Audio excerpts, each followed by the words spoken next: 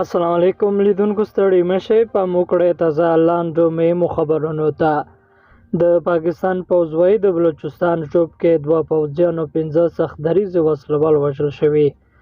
د پاکستان پوځ وایي د بلوچستان ایالت په ژوب سیمه کې د سخت دریځ وسلوالو په وړاندې عملیاتو او نښتو په ترڅ کې 2 پوځیان او 15 سخت دریځ وژل شوي دي. پوځ نن په یوه اعلامیه کې ویلي چې په وژل شویو پوځیانو کې یو جګړن دی. په دې اړه نور جزئیات نه دي ورکړل شوي. د اسوسییټډ پریس خبري اژانس د راپور له مخې پاکستاني طالبانو یا TTP په یوه خبرپاڼه کې د دغه برید مسؤلیت اخیستی. د ډلې په دې وروستیو کې په پاکستان کې پر پوځي او نورو اهدافو د بریدونو لړۍ تیزه کړې ده. د راپورونو له مخې په دې سیمه کې بلوچ بېلتونپاله ډلې هم فعالې دي، که څه هم پاکستاني چارواکو ویلي چې سیمې له سخت دریځو پاکه کړې، خو بیا هم شخړې پکې دوام لري. او بل لورته پاکستان کې یو شمېر افغان زده کوونکي وایي له دې ځایه ویستل کېدو سره به بیا له زده کړو بې برخې شو.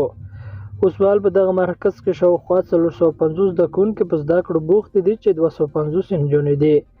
آسیا تعلقاني چې په دې مرکز کې په 11م ټولګي کې دا وایي دا چې طالبانو له 4م ټولګي او تر هغه پورې د نجونو ته د زده کړو اجازه نه ورکوله.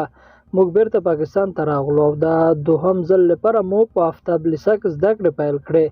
اوس چې پاکستان پرېکړه کړې چې افغانان خپل هیواد ته لیږي، که موږ بیرته افغانستان ته لاړ شو بې برخلیکه کېږو، ځکه چې 2 میاشتې کېږي چې موږ زده کړې پیل کړي.